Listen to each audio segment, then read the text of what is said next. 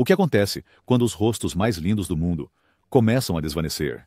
Lentamente, de repente, ou sob o brilho implacável de uma câmera que nunca para de filmar. A era de ouro de Hollywood venerava a beleza como uma moeda. Mas por trás do glamour havia mulheres que pagavam um preço terrível por isso. Algumas desapareceram da tela após doenças ou escândalos. Outras lutaram contra o tempo com cirurgia, comprimidos ou silêncio, e perderam. Jenny Tierney. Tratamentos de choque e a destruição da radiância. Jenny Tierney não era apenas bonita. Ela era hipnotizante. Com sua pele de porcelana e olhar frio em Laura, ela se tornou a personificação cinematográfica do mistério. Mas por trás da fachada serena estava uma mulher lidando com uma dor inimaginável.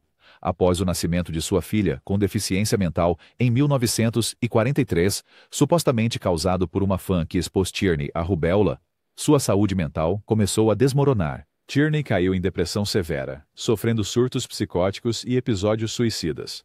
Na década de 1950, ela internou-se voluntariamente em várias instituições psiquiátricas, incluindo a Clínica Menninger. Lá, ela foi submetida à terapia eletroconvulsiva, que na época envolvia choques de alta voltagem administrados sem as proteções modernas. O tratamento não apenas apagou partes de sua memória, mas alterou sua expressividade facial, deixando suas feições congeladas e sua aparência antes radiante diminuída. Mais tarde, ela disse em suas memórias, autorretrato, que havia perdido algo essencial durante aquele tempo. Não apenas a clareza, mas sua capacidade de ocupar plenamente um espaço. Quando tentou um retorno, o brilho havia sumido. Hollywood tinha seguido em frente. Em meados da década de 1960, Tierney havia se retirado da vida pública, seu rosto outrora icônico desaparecendo silenciosamente na história, lembrado não por como envelheceu, mas por como se quebrou sob pressão. Hedy Lamarr, a mulher mais bela e a traição do bisturi. A beleza de Hedy Lamarr era tão celebrada que beirava o surreal. A equipe de publicidade da MGM a promovia como a mulher mais bonita do mundo, e ela fazia jus ao título, na tela e fora dela. Mas o desejo de preservar essa beleza a levou por um caminho sombrio. Na década de 1960, Lamarr começou a buscar cirurgias plásticas experimentais para combater o envelhecimento. Ela passou por injeções de colágeno, peelings faciais e formas iniciais de preenchimentos dérmicos, que na época não eram aprovados pela FDA nem completamente compreendidos. De acordo com o livro Hedy's Folly, de Richard Rhodes, Lamarr teve silicone líquido injetado diretamente nas bochechas e nos lábios. Um método não regulamentado popular entre estrelas, cujo brilho estava desvanecendo e que não conseguiam mais papéis importantes. Os resultados foram catastróficos. O silicone endureceu, migrou e causou distorções faciais visíveis. Suas expressões antes fluidas tornaram-se rígidas, e sua mandíbula parecia deformada. Nos anos 1970, Lamarr tinha se tornado uma reclusa. Ela foi presa 2 vezes por furto em lojas. E seu rosto, outrora um passaporte para o estrelato, tinha se tornado uma fonte de escrutínio público. Em seus últimos anos, ela recusou todas as entrevistas, a menos que fossem por telefone, temendo que as câmeras que antes a adoravam agora documentassem sua ruína. A beleza que tinha sido sua moeda em Hollywood não apenas desapareceu, mas atraiu. E ela passou o resto de sua vida em isolamento, longe dos espelhos. Frances Farmer, de Paramount à Paranoia. Frances Farmer era uma estrela em ascensão, com uma mandíbula marcante, maçãs do rosto salientes e uma presença na tela que mesclava inteligência com um charme arrebatador. Mas Farmer também era desafiadora, resistindo ao controle do estúdio, rejeitando publicitários e desafiando a imagem que Hollywood queria criar para ela. Essa rebeldia teve um preço. Diagnosticada com esquizofrenia paranoide no início da década de 1940, Farmer foi internada várias vezes no Hospital Estadual de Washington. Lá, ela suportou tratamentos brutais, banhos de gelo, contenções, espancamentos e terapia de eletrochoque sem anestesia. Embora alguns relatos de seu tempo no hospital, como rumores de lobotomia, permaneçam contestados, não há dúvida de que ela emergiu quebrada no corpo e no espírito. Sua beleza foi erodida não pelo tempo, mas pelo trauma. Fotografias da década de 1950 mostram um rosto abatido, olhos fundos e uma imobilidade física que contrasta fortemente com a mulher que uma vez brilhou na tela em Venha e Pegue. Quando ela reapareceu na televisão, no final da década de 1950, os telespectadores ficaram chocados. Sua voz era monótona, seus movimentos mecânica. Sua autobiografia, Will There Really Be a Morning? Insinuava horrores mais profundos do que ela podia articular completamente. A beleza de Frances Farmer foi roubada por instituições destinadas a curá-la, deixando apenas o casco de um talento outrora radiante. Ela morreu em 1970. Não com uma apresentação final, mas como um sussurro de advertência. Gloria Grahame. O lábio que não podia mentir. O sotaque sedutor e o olhar provocante de Gloria Grahame fizeram dela uma das sirenes mais inesquecíveis do filme noir. Ela ganhou um Oscar por Cativas e Seduzidas, mas sua obsessão com a aparência, especialmente seu lábio superior, se tornaria sua ruína. Grahame acreditava que seus lábios eram finos demais. No final da década de 1940, ela começou a injetar cera de parafina em seu lábio superior para aumentá-lo, muito antes de a cirurgia estética ter medidas de segurança confiáveis. O procedimento fez com que a cera endurecesse em caroços. Os cirurgiões tentaram remover o tecido danificado, mas o resultado deixou seu lábio com cicatrizes e deformado. Em closes, os diretores tinham que filmar ao redor do dano, frequentemente evitando ângulos fechados. De acordo com Peter Turner, cujo livro de memórias Film Stars Don't Die in Liverpool virou um filme biográfico, Grahame continuou profundamente insegura, verificando obsessivamente sua maquiagem e evitando espelhos. Sua assimetria facial piorou em 1960. As ofertas de trabalho desapareceram. Ela se retirou para papéis no teatro, depois para a Grã-Bretanha, onde viveu em relativa obscuridade. Quando ela morreu de câncer em 1981, aos 57 anos, seu rosto não mais se assemelhava ao ícone ardente do noir. Ele havia sido sutilmente, mas visivelmente alterado pela própria vaidade que Hollywood havia incentivado. Barbara Payton. Do estrelato à sarjeta. A ascensão de Barbara Payton foi meteórica, e sua queda também. Descoberta no final dos anos 1940, ela tinha a mistura ideal de curvas de garota da porta ao lado e apelo sexual cru. Ela estrelou ao lado de James Cagney e Gary Cooper, e por um momento parecia ser a próxima Lana Turner. Mas sua vida pessoal era um tumulto de tabloide, marcada por relacionamentos violentos, infidelidades e um triângulo amoroso altamente divulgado, que terminou em agressão física e implosão de carreira. Com os papéis desaparecendo, Payton mergulhou no alcoolismo e na prostituição. Em meados da década de 1950, ela estava vivendo em motéis decadentes, prostituindo-se por apenas $5 por noite. Suas fotos de registro policial dessa época mostram um rosto devastado por inchaço, hematomas e desespero, muito distante da beleza radiante que um dia enfeitava cartazes de filmes. Ela escreveu um livro de memórias em 1963, intitulado Não Tenho Vergonha, um relato brutalmente honesto de sua decadência, ditado de um apartamento em Skid Row. Nele, ela descreveu olhar no espelho e ver alguém irreconhecível. Apenas um ano depois, ela morreu de insuficiência cardíaca e hepática. Seu corpo exausto aos 39 anos de idade. A beleza de Payton não desapareceu suavemente. Foi consumida pelo mesmo sistema que outrora a elevou. A imprensa a chamava de a loira explosiva. No final, a chamavam apenas de uma tragédia. Veronica Lake, de estrela em ascensão à indiferença pública. O penteado característico de Veronica Lake, ondas loiras caindo sobre um olho, definiu os anos 1940. Glamour. Esse visual ajudou a lançar sucessos como This Gun for Hire e The Blue Dahlia, tornando-a um ícone da Hollywood em tempos de guerra. Mas no início da década de 1950, Lake estava enfrentando dificuldades. A Paramount encerrou seu contrato em 1948, citando comportamento errático, alcoolismo e uma reputação de ser difícil. A imprensa notou suas aparências desalinhadas e entrevistas desorientadas. Nos bastidores, seu consumo de álcool havia se descontrolado. Ela sofreu vários colapsos de saúde mental e mais tarde foi diagnosticada com esquizofrenia, embora resistisse ao tratamento. Um artigo de 1959 no The New York Post chocou os leitores. A outrora glamourosa Lake foi encontrada trabalhando como garçonete de coquetéis no Hotel Martha Washington, em Manhattan, seu rosto inchado, maquiagem borrada, mal se parecendo com seu antigo eu. Em 1962, Lake vivia na obscuridade, mal se sustentando. Fotos tiradas em seus últimos anos mostram-na com bochechas pesadas, cabelo ralo e olhos profundamente sombreados. Em sua autobiografia, Verônica. A autobiografia de Veronica Lake, ela admitiu: existem coisas piores do que ser esquecido. Ser lembrado de maneira ruim é uma delas. Ela morreu em 1973 de hepatite e problema nos rins. Falha. Suas cinzas foram espalhadas na costa das Ilhas Virgens por um estranho. Seu rosto, outrora famoso há muito tempo, desapareceu da memória pública. Linda Darnell. Queimada viva em seu papel final. No auge de sua carreira na década de 1940, Linda Darnell era conhecida como a garota com o rosto perfeito. Filmes como Forever Amber e A Letter to Three Wives solidificaram seu status como uma beleza de alto nível em Hollywood. Mas os últimos anos de Darnell foram marcados por tristeza. Divorciada, estigmatizada e cada vez mais dependente do álcool, ela lutava para encontrar trabalho constante. Ela disse a repórteres no final da década de 1950: "A beleza não leva você muito longe quando os papéis param de chegar."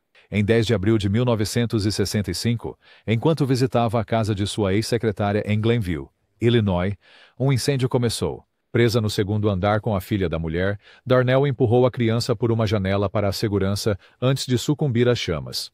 Ela foi encontrada com queimaduras de terceiro grau em 90% do corpo. Sua irmã só a reconheceu pelos registros dentários. A tragédia foi ainda mais cruel pelo contexto. Ela havia acabado de assistir a um de seus filmes antigos na televisão naquela mesma noite. Dias depois, enquanto os fãs lamentavam, a revista Life republicou seus retratos glamurosos de 1944 junto com a notícia de sua morte, destacando o contraste estranho entre seu auge e seu fim. Embora sua beleza tenha permanecido relativamente intacta até o incêndio, sua vida há muito estava se desfazendo. No final, não foi o tempo que tirou sua aparência. Foi o fogo, repentino e implacável. Susan Peters. Um tiro que congelou seu futuro. Susan Peters estava à beira do estrelato em 1942. Após um papel indicado ao Oscar em Random Harvest, a MGM a preparou como a próxima grande protagonista. Mas em janeiro de 1945, durante uma viagem de caça ao pato com seu marido e amigos, um rifle disparou acidentalmente. A bala atingiu Peters na coluna, paralisando-a da cintura para baixo. Os médicos foram diretos. Ela nunca mais iria andar. Embora ela tenha tentado retomar a atuação, estrelando em The Sign of the Ram, onde sua personagem também estava em uma cadeira de rodas, a recepção do público foi morna. O rosto outrora vibrante de Peters tornou-se magro. Suas expressões endureceram devido à dor crônica e ao esgotamento emocional. Suas maçãs do rosto ficaram mais aguçadas, seus olhos apagados. As fotos de imprensa de seus últimos anos estão longe da jovem ingênua de rosto fresco que Hollywood outrora adorava. Ela se afastou do público, sofrendo de depressão, anemia e desnutrição.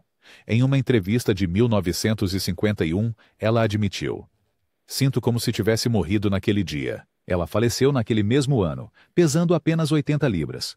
Sua história, antes usada na publicidade de estúdio como uma narrativa de retorno, desapareceu silenciosamente. Na verdade, sua beleza não se perdeu com o tempo. Foi congelada em um momento de destino, um único instante que transformou sua vida em uma prisão. Betty Hutton. Das luzes brilhantes às vassouras.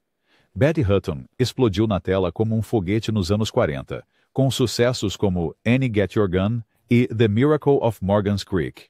Seu timing cômico, voz poderosa e expressões animadas fizeram dela uma favorita de bilheteria. Mas a fama de Hutton foi de curta duração. Atormentada por inseguranças pessoais, dependência de medicamentos prescritos e problemas de saúde mental, sua carreira desmoronou no início da década de 1950.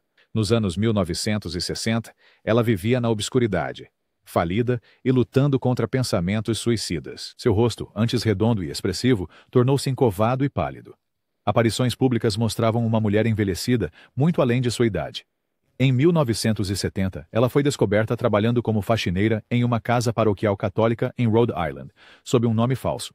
Ela havia se convertido ao catolicismo e estava tentando reconstruir sua vida. Alguns anos depois, ela fez uma breve aparição na TV no programa de Phil Donahue, onde o público ficou chocado com sua aparência. Bochechas encovadas, tez pálida, sua voz tremendo com a idade e o arrependimento. Em sua autobiografia, ela escreveu: "Eles me amavam quando eu era bonita. Quando não era, ninguém sequer perguntava se eu estava viva." Betty Hutton morreu em 2007. A maioria dos fãs lembrava-se da loira atrevida com a grande voz. Poucos reconheceram a mulher de fala mansa que uma vez esfregou o chão da igreja para sobreviver. Judy Garland. Estrelato ao custo da sanidade. A transformação de Judy Garland da Dorothy de tranças em O Mágico de Oz para um ícone adulto problemático é talvez um dos contos de advertência mais infames de Hollywood. Forçada a tomar pílulas de incentivo dos estúdios aos 13 anos para lidar com longas jornadas de filmagem, Garland passou a vida inteira lutando contra o vício e a exaustão. A MGM controlava todos os aspectos de sua aparência: pílulas de dieta, supressão de cigarros e pesagens implacáveis. Na metade dos seus 30 anos, o declínio físico de Garland era visível. Seu rosto, antes angelical, tornou-se inchado e desigual, devido à dependência de pílulas e hábitos alimentares irregulares. Maquiadores rotineiramente usavam compressas frias e fitas faciais apertadas apenas para prepará-la para a câmera. Durante a filmagem de A Star is Born, em 1954, ela precisava de camadas de maquiagem para esconder o inchaço e as cicatrizes de anos de abuso de substâncias. Fora das telas, paparazzi a capturaram em estados desfavoráveis, saindo cambaleando de clubes, com delineador borrado, seus olhos, antes brilhantes, apagados pelos químicos. Em uma entrevista de 1963 para a revista McCall's, Garland admitiu: "Eles tiraram minha infância, minha saúde e minha aparência, e chamaram isso de show business." Quando ela morreu de overdose em 1969, aos 47 anos, ela pesava apenas 90 libras. A deterioração física de Garland refletia o impacto emocional de uma vida vivida sob luzes brutais e expectativas impossíveis. Sua voz continuava lendária, mas seu rosto contava a história mais sombria. Lupe Vélez. O ato final que ninguém acreditou. Lupe Vélez, apelidada de The Mexican Spitfire, cativou o público dos anos 1930 com sua presença ardente, beleza exótica e atitude sem desculpas. Seu rosto vívido e expressivo fez dela uma das primeiras atrizes latinas a alcançar grande estrelato em Hollywood. Mas por trás do exterior audacioso, Vélez lutava contra severas variações de humor, instabilidade na carreira e relacionamentos tumultuados. Em 1944, após descobrir que estava grávida do ator Harold Ramon, que supostamente se recusou a casar com ela, Vélez ficou desanimada. Embora os tabloides a retratassem como impulsiva e dramática, Vélez tomou medidas assustadoramente deliberadas para acabar com sua vida. Ela arrumou seu quarto como um palco, velas acesas, flores arrumadas, seu melhor camisola disposta.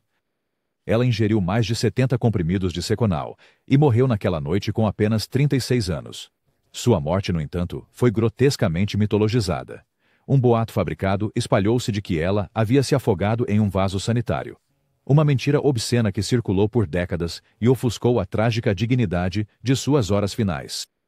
A beleza de Vélez, cuidadosamente preservada mesmo na morte, foi ofuscada pelo escândalo e pelo falso espetáculo. Em vez de lembrarem sua presença radiante nas telas, Hollywood a transformou em uma piada macabra. A verdade era muito mais simples e triste. Lupe Vélez não perdeu sua beleza de um momento para outro. Ela foi apagada por uma campanha de boatos que transformou uma das estrelas mais brilhantes do início de Hollywood em uma lenda urbana.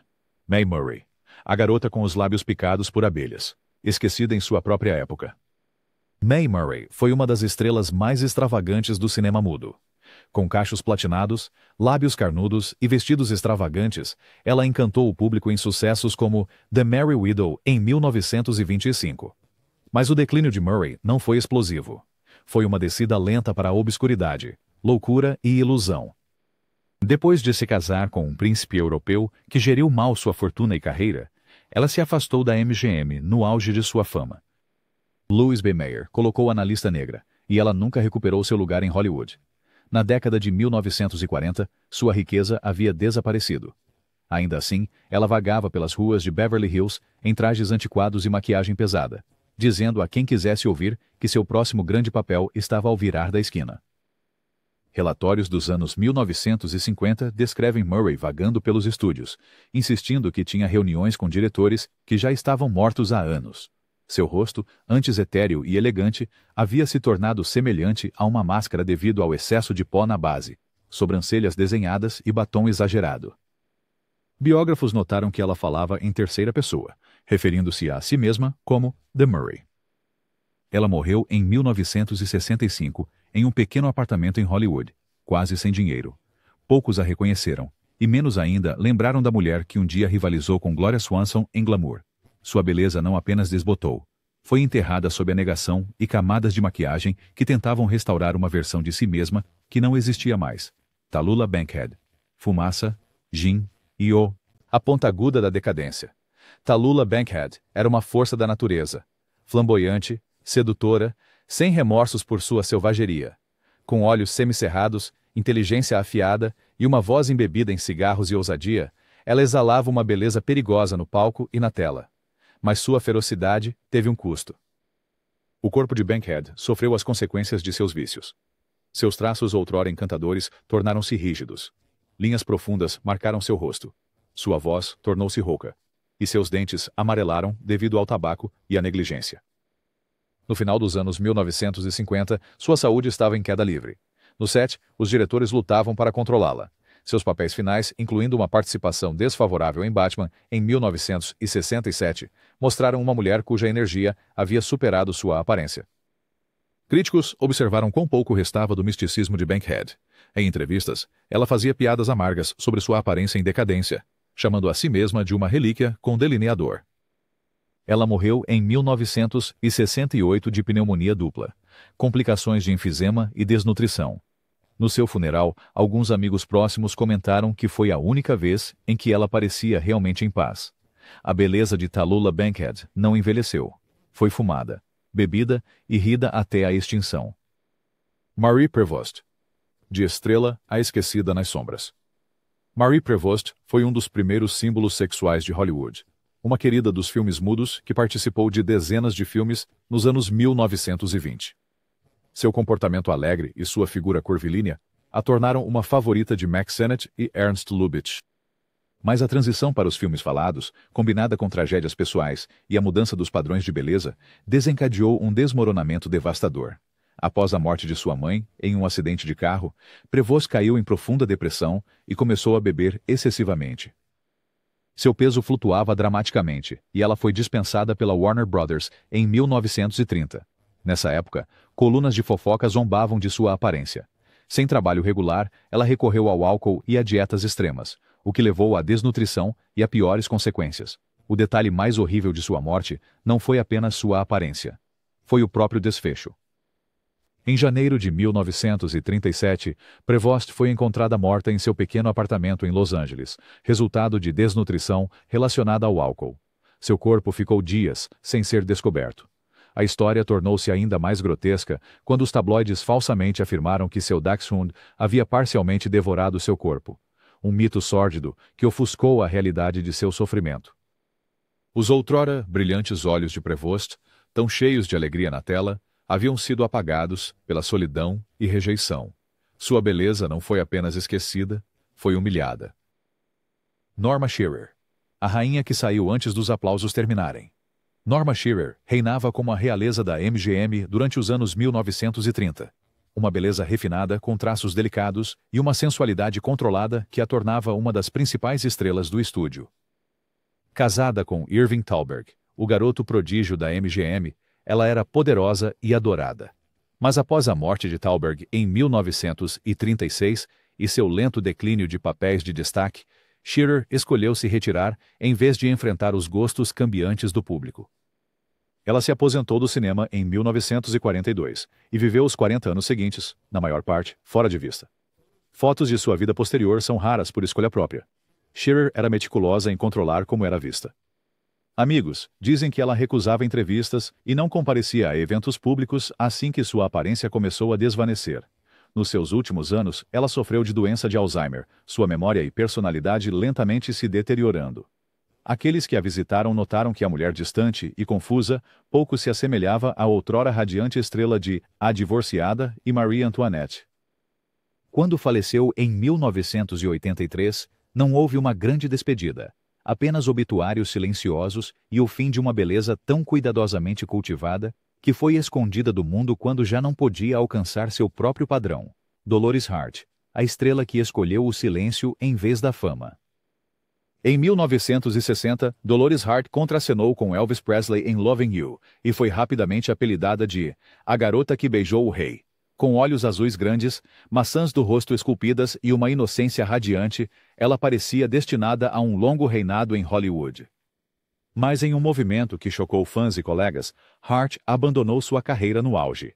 Em 1963, ela entrou na abadia de Regina Laudes, em Connecticut, e fez votos como uma beneditina, freira. Embora sua escolha fosse espiritual, o resultado foi impressionante. A atriz glamourosa, que uma vez estampou as capas da revista Life, agora usava um hábito. Seus traços outrora famosos se desvanecendo em devoção silenciosa. Fotografias de seus anos posteriores mostram um rosto marcado, não por escândalo ou vício, mas pelo tempo e um retiro deliberado. Ela não lamentou sua beleza. Ela a entregou. Mas para os fãs, a transformação era assombrosa. Conforme relatado no documentário God is the Bigger Elvis, até mesmo Hart admitiu ter momentos de luto por sua vida anterior. Você se despede dos espelhos quando se despede de Hollywood, disse ela com um sorriso suave. Sua beleza não foi roubada pela tragédia, mas trocada voluntariamente. Um tipo diferente de perda, e uma que poucos poderiam entender. Jeanne Eagles, a viciada por trás do rosto angelical. Jeanne Eagles era luminosa. Os críticos a chamavam de celestial na década de 1920, com pele pálida e olhos expressivos que encantavam no palco e na tela. Mas as intensas performances emocionais de Eagles vieram com um custo pessoal. Ela foi um dos primeiros exemplos de talento arruinado pelo vício em Hollywood. Depois de uma sequência de sucessos na Broadway, ela recorreu à morfina e ao álcool para gerir o estresse e problemas crônicos de saúde. Sua deterioração física foi surpreendentemente rápida. Na época em que filmou The Ladder, em 1929, seu último filme, os membros da equipe notaram sua fala, desorientada e olhar vazio. Seus traços, antes impecáveis, tornaram-se tensos e abatidos.